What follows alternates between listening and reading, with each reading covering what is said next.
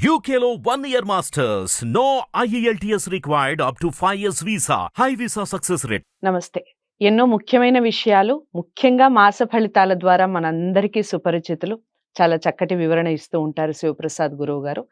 ఈ మాసానికి, భాద్రపద మాసానికి సంబంధించి విశిష్టత ఏమిటి? ఇందులో వచ్చే ముఖ్యమైన పండుగలు ఏమిటి? మనం ఎలా చేసుకోవాలి పండుగల్ని? దాని యొక్క ప్రాధాన్యత, ఈ వివరాలన్నీ కూడా ఇప్పుడు చేయబోయే ఈ వీడియోస్‌లో మీరు చూస్తారు. తప్పకుండా ప్రతి వీడియోని ఫస్ట్ నుంచి లాస్ట్ వరకు వాచ్ చేయండి.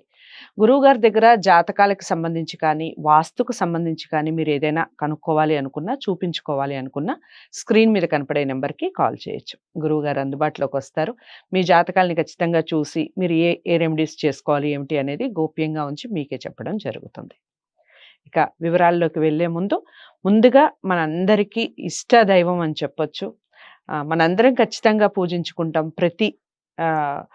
ప్రతి కార్యక్రమానికి, ఏ చిన్న కార్యక్రమం ఇంట్లో జరిగినా, అలాంటిది ఈ సెప్టెంబర్ మాసం అనగానే గణపతిని ఆరాధించటం అనేది ప్రతి ఒక్కళ్ళకి అది ఇష్టదైవం ఒక రకంగా చెప్పాలి అంటే. కారణం ఏమిటి? ఎందుకు ఓంప్రదం ఆయనతోనే మొదలు పెడతాం, విఘ్నేశ్వరుడితోనే.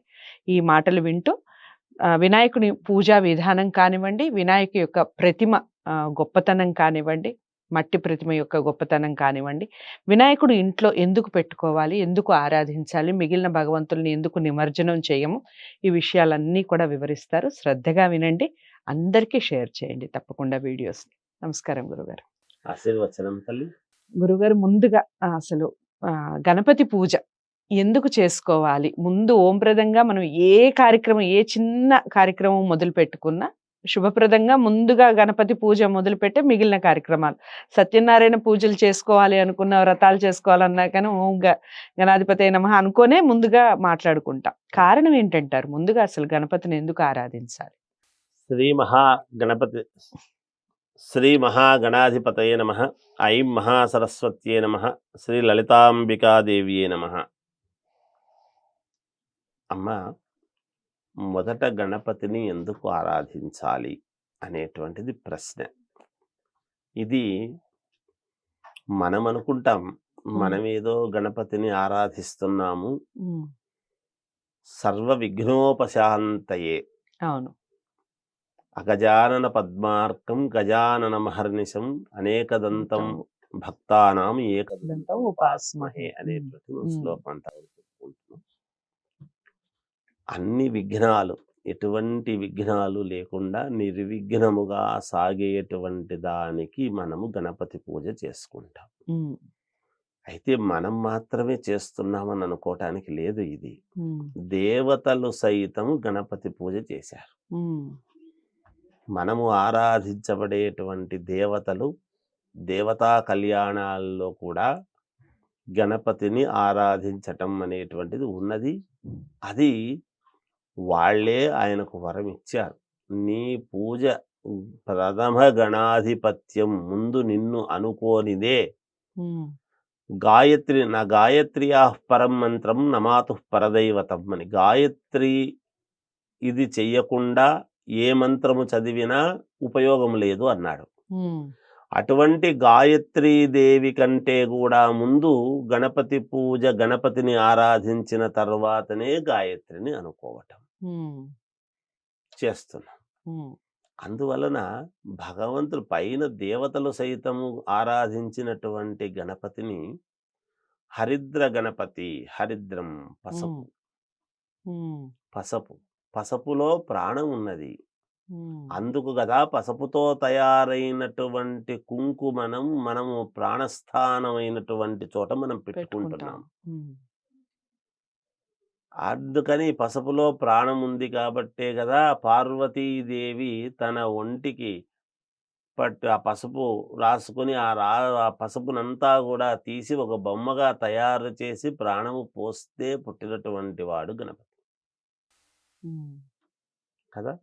సరే, తర్వాత సంగతులు అందరికీ తెలుసు. శిరచ్ఛేదం జరగటము, మళ్ళీ త్రిమూర్తులు వచ్చి గజాసురుడి యొక్క ఇది పెట్టడము, చేయటము, ఇవన్నీ కూడా తెలిసిన విషయమే. కానీ మనం ఏ పని కావాలన్నా గణపతి పూజ అనేటువంటిది చాలా ప్రాముఖ్యతతో కూడినటువంటిది. అందుకని శుభకార్యాలు చేసేటప్పుడు మామూలుగా పౌరోహిత్యం చేసేటువంటి వాళ్లకు బాగా తెలుసు.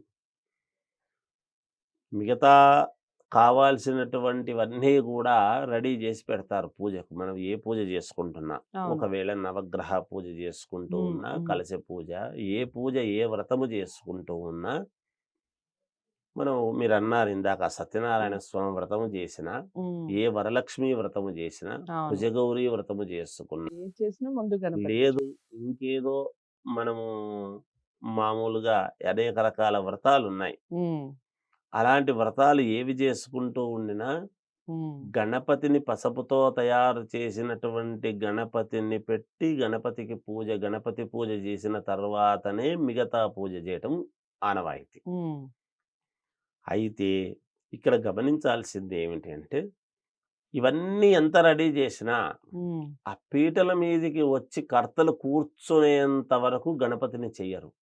ఉమ్హు, ఉమ్, ఎందుకు? ముందే గణపతిని చేసి పెడితే చాలా ఆలస్యం అవుతుంది. ఉమ్, ఏదో ఒక ఇబ్బందులు వస్తాయి. ఉమ్, వెంటనే పీటల మీద ఇంట్లోనే ఉంటారు.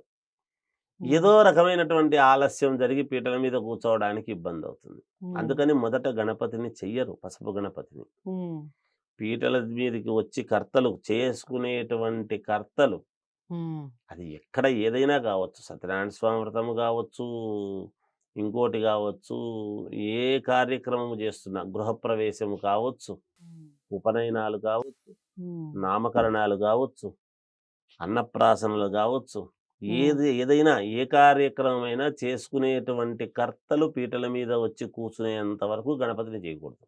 ఉమ్హు, అప్పుడు పసుపు గణపతిని చేసి తయారు ఉమ్, చేసిన తర్వాత సంకల్పము చెప్పడం అనేది జరుగుతుంది. ఓకే. అలా గణపతిని ఆరాధించటము అనేటువంటిది మనము చాలా ప్రాధాన్యతతో కూడినటువంటిది. ఈరోజు మనము చిన్న విషయం ఏమి కాదు ఇది. ఉమ్, ఉమ్, ఇంకా దాంట్లో మనము ఆరాధించుకునేటువంటి విధి విధానాల్లో అనేక రకాలుగా మనం ఏది పెద్ద గణపతే, ఇంకొకటే సైజుని బట్టి మనం ఈరోజు గణపతి నవరాత్రులు అని అనంగానే ఉమ్, చాలా విశేషంగా వాటి ఆకారాలను బట్టి చేసుకోవటం అనేటువంటిది జరుగుతూ ఉంటుంది. ఉమ్, ఉమ్.